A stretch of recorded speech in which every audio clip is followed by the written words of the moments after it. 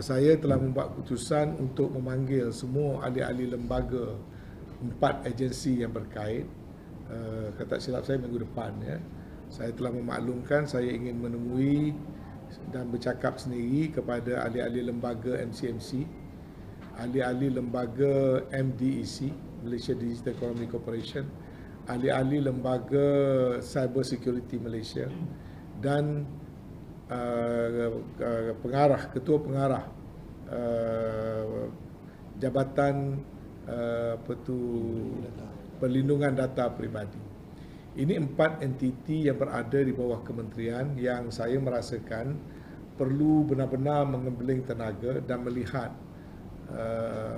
secara keseluruhan, kerana saya mahu lihat ada satu pendekatan ataupun tindakan yang lebih bukan saja proaktif tetapi yang lebih berkesan lagi.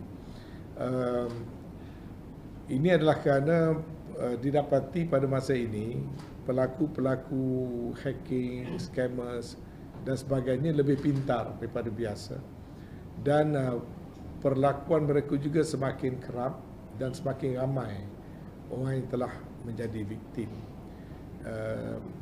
Cyber security ini tidak hanya menjadi tanggungjawab kepada agensi di bawah KCOM.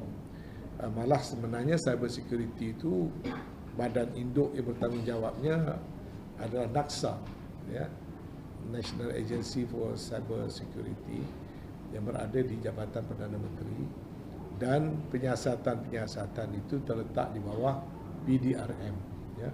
Namun begitu,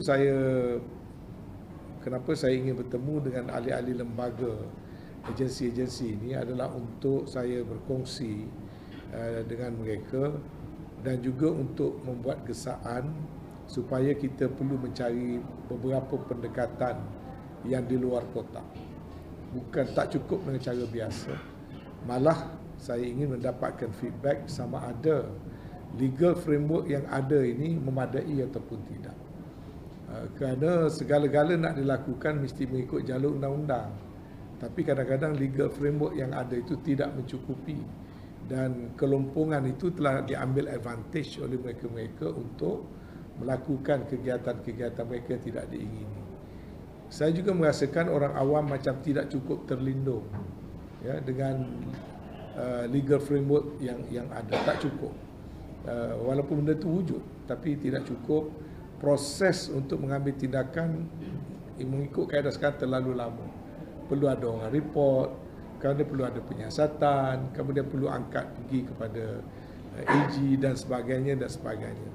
Sedangkan dalam amalan cyber security ada lagi beberapa kaedah-kaedah lain yang saya tak dapatlah nak sebutkan di sini, tetapi sewaktu lawatan saya ke Thailand, Singapura dan Indonesia, saya telah mendapat gambaran sedikit sebanyak bagaimana negara-negara lain menguruskan masalah cyber security dalam negara mereka, dan pendekatan itu juga saya ingin kongsikan dengan ahli-ahli lembaga agensi-agensi berkenaan supaya kita juga dapat meninjau pendekatan yang lebih proaktif. Jadi satu adalah aspek perundangan, kedua adalah aspek penggunaan teknologi yang boleh digunakan bagi mengekang kegiatan hatta sebelum daripada ianya berlaku, dan yang ketiganya adalah kerjasama di antara berbagai-bagai agensi tadi, bagaimana dapat kita memperkasakan.